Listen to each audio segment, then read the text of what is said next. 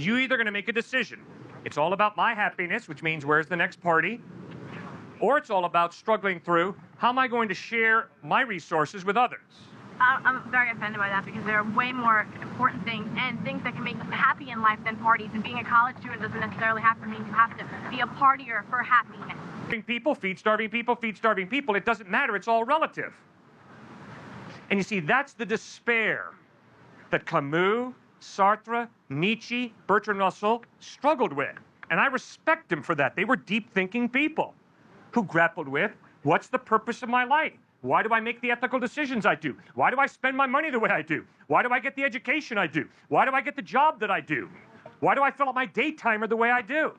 Person. And a happy, healthy person does not need to party to get happiness. According to who? It's fact. No, it's not, ma'am. I got a ton of friends who are great people, and all they like to do is party, party, party.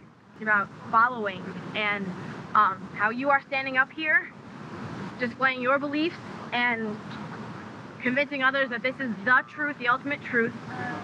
But do you believe that since you are going against the grain, you are standing in front of people, right, expressing your beliefs, that right, other people shouldn't do that because they should just follow that belief? Because you express that following is good. So should people always just follow and not try and make a change or make anything? On the streets of Tehran, Iran right now, doing what I'm doing, I would be thrown into prison. I am very grateful that in this country, which is based on a biblical worldview of the dignity of the individual, whoever wants to is allowed to stand up here and speak their mind. Right.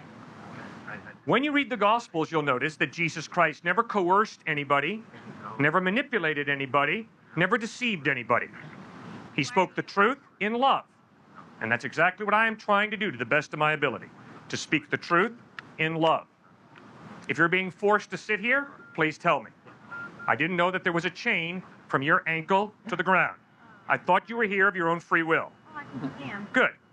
Well, I, as a follower of Christ, will fight for the right of the Muslim, the Buddhist, the Hindu, the atheist to stand out here and speak their beliefs. Okay, but they're not following. So they're not following? Ma'am, everybody follows someone or something. The materialist is following amassing wealth. The narcissist is living for myself, self-worship. The hedonist is living for stimulating their nerve endings. The careerist is living to climb the corporate ladder. The Muslim is living for Allah. I happen to be living for Jesus Christ, but man, let's be real honest. Every single one of us lives for someone or something. Motivate, meaning by that, we all have motive. Something's driving us. We all have faith. All of us are living for someone or something that none of us can prove is true. I can't prove that Jesus is the truth. What I'm standing here saying is the evidence is that Jesus Christ is far more reliable than your career, your stock portfolio, your ability to go through orgasm. Jesus Christ is far more reliable than any of the options.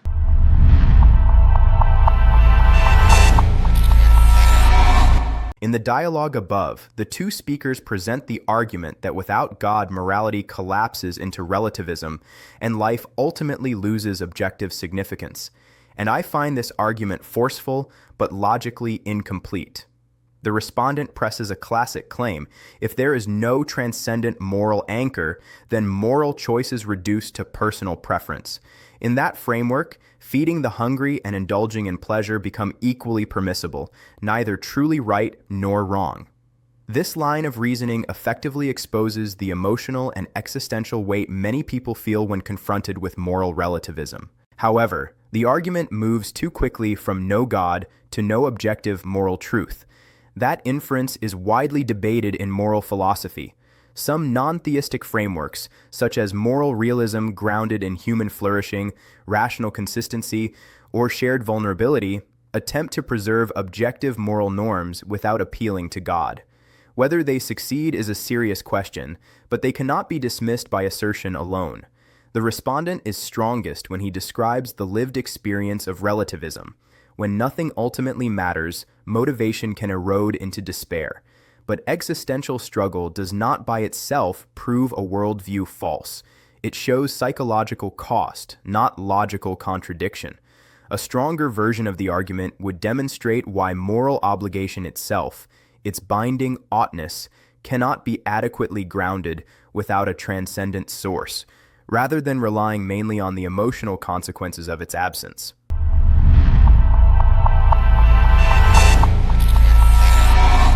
Are you going to rape her? Or are you going to respect her? Are you going to be greedy? Or are you going to share? Now the question is, how are you going to make those decisions? What's the basis of it? You failed to recognize that I said happy, healthy person. And a happy, healthy person does not need to party to get happiness. According to who? It's fact. No, it's not, ma'am. I got a ton of friends who are great people, and all they like to do is party, party, party. And they're wonderful people. They're some of my best friends. They love to party, and that's what they're all into. And my point is, if there is no God, it doesn't really matter what you do. You write the rules for your life. I write the rules for my life. It's all relative.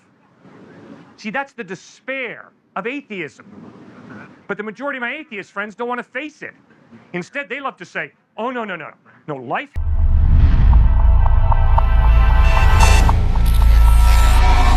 In the dialogue above, the two speakers present the argument that without God, moral decision-making lacks a binding foundation, and that appeals to being a happy, healthy person cannot substitute for objective moral standards. And I find the challenge serious, but the rhetoric overly confrontational. The respondent raises stark moral contrasts, rape versus respect, greed versus generosity, to highlight that moral choices feel more than optional preferences.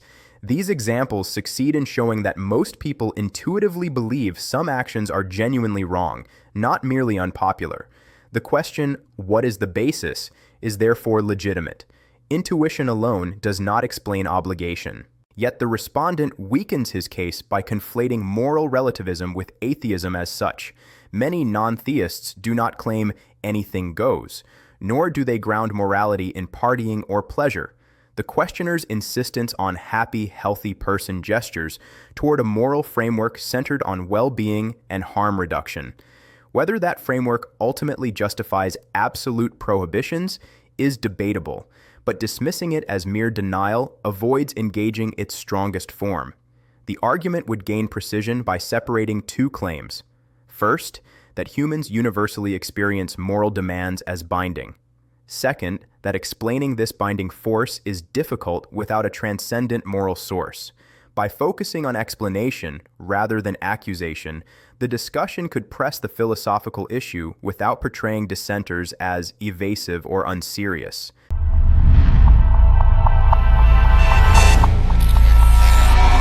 Has meaning, and I have significance.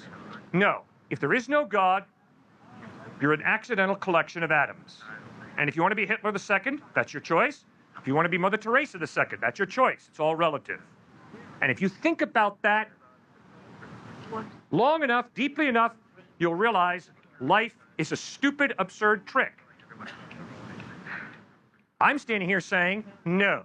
I'm standing here saying, your life is not a stupid, absurd trick.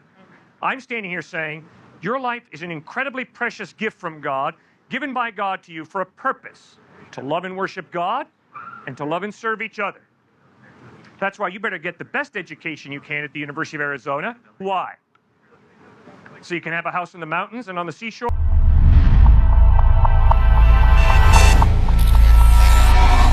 In the dialogue above, the two speakers present the argument that without God, human life collapses into absurdity, while theism restores intrinsic worth, purpose, and moral direction. And I find the contrast powerful but philosophically overstated. The respondent draws a sharp existential line. Either life is grounded in divine intention, or it is ultimately accidental and meaningless. This framing captures a genuine intuition many people share. That objective worth seems hard to square with a purely impersonal universe. By contrasting Hitler and Mother Teresa, the argument underscores the fear that moral distinctions dissolve without a transcendent reference point. However, the argument again moves too quickly from no God to no meaning. Some non-theistic philosophies do not deny meaning. They relocate it in human projects, relationships, or shared moral commitments. Whether such meanings are fragile or insufficient is a serious question, but they are not identical to nihilism. Conflating atheism with the claim that life is a stupid, absurd trick risks attacking a weaker position than many actually hold. Where the respondent is strongest is in his positive vision: life as gift, education as service, success measured by contribution rather than consumption. This constructive account does real explanatory work. It explains why sacrifice, learning, and responsibility matter beyond personal gain. The argument persuades most when it shows what the theistic vision offers, not merely what it denies.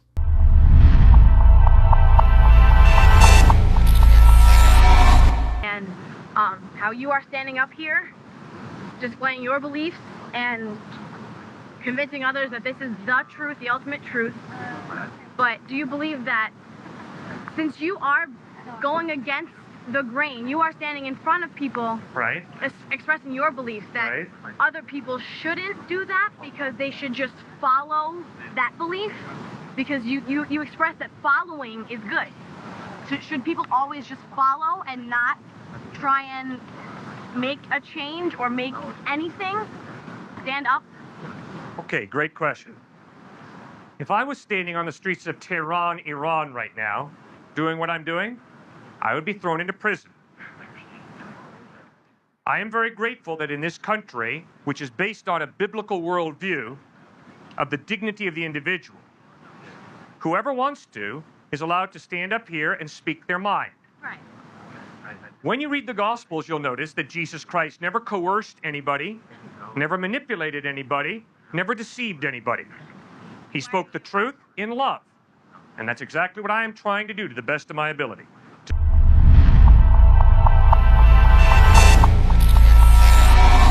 In the dialogue above, the two speakers present the argument that vocation gains its deepest meaning when oriented toward serving God and others rather than personal pleasure, and I find this argument morally compelling, though not conclusively exclusive.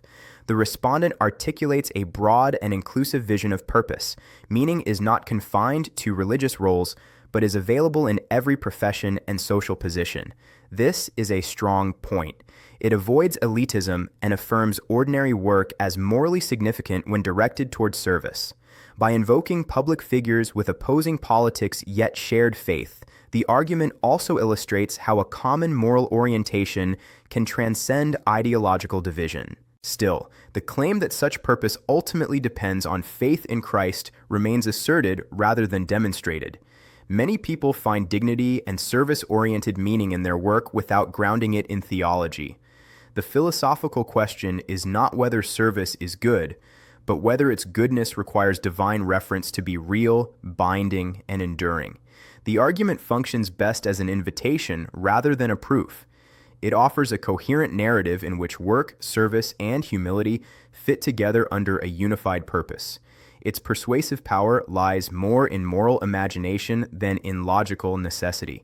As such, it contributes positively to the dialogue by showing what the Christian vision affirms, not merely what it rejects. In the dialogue above, the two speakers present the argument that advocating following Christ does not imply suppressing dissent or discouraging change, and that genuine Christian witness rejects coercion in favor of persuasion.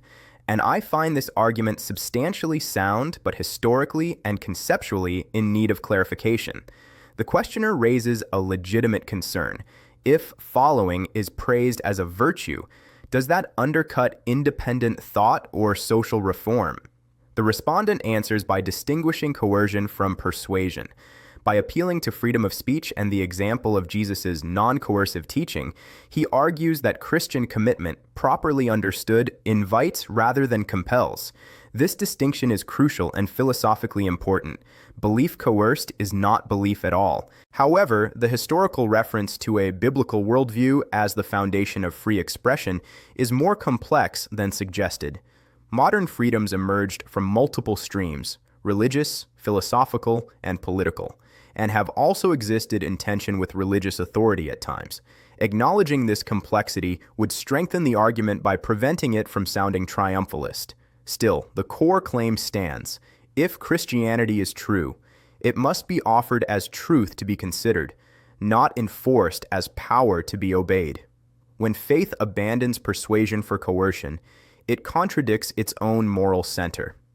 On this point, the respondent's position aligns with both moral reasoning and the ethical demands of genuine dialogue.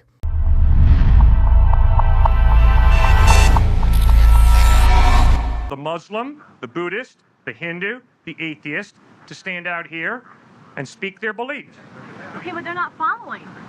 So They're not following? Ma'am, everybody follows someone or something. The materialist is following amassing wealth. The narcissist is living for myself, self-worship. The hedonist is living for stimulating their nerve endings. The careerist is living to climb the corporate ladder. The Muslim is living for Allah. I happen to be living for Jesus Christ, but man, let's be real honest. Every single one of us lives for someone or something. Motivate, meaning by that, we all have motive. Something's driving us. We all have faith. All of us are living for someone or something that none of us can prove is true. I can't prove that Jesus is the truth. What I'm standing here saying is the evidence is that Jesus Christ is far more reliable than your career, your stock portfolio, your ability to go through orgasm. Jesus Christ is far more reliable than any of the options that are afforded to us. That's why putting your faith in Christ is so wise, whereas putting your faith in capitalism, materialism, narcissism, hedonism is such a foolish decision.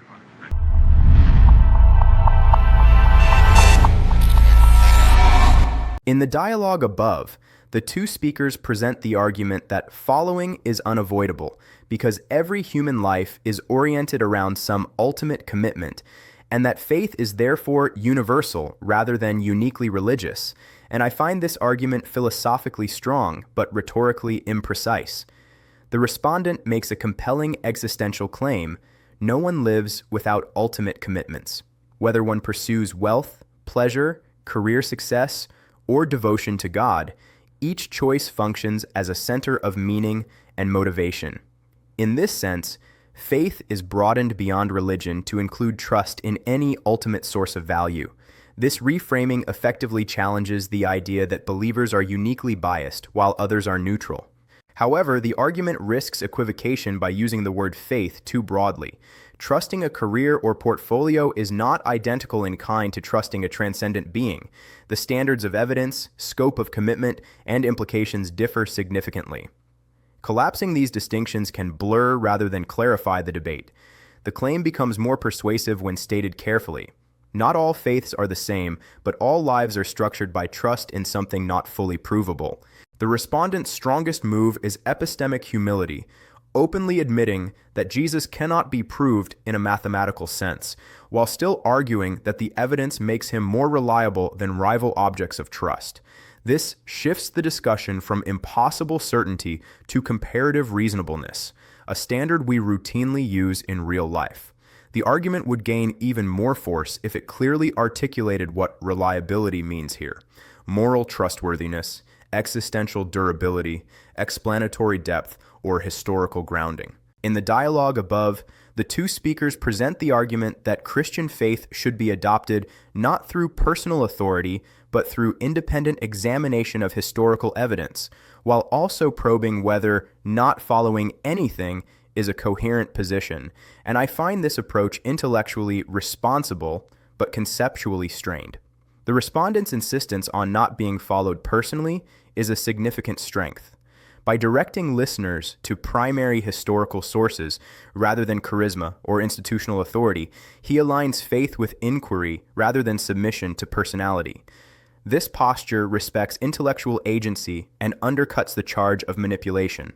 The discussion then shifts to a deeper existential claim that not following anything is either impossible or incoherent. This is a serious philosophical challenge. Human action appears goal-directed, and even rejection of explicit commitments often masks implicit ones. In that sense, the respondent is right to suspect that total non-alignment is illusory. However, the claim becomes strained when it edges toward equating not following anything with a pathological condition. While most people do act from motives and commitments, the range of possible orientations is broader than the dichotomy suggests. Some individuals operate with provisional values, evolving priorities, or pragmatic goals without treating any single object as ultimate. The challenge, then, is not whether people are motivated, but whether motivation itself requires an ultimate object of faith. The argument is most persuasive when it reframes the issue as comparative. If everyone trusts something, which object of trust is most worthy? It becomes less persuasive when it implies that alternatives collapse into existential emptiness by definition. Careful distinction between motivation, commitment, and ultimate allegiance would strengthen the philosophical precision of the case.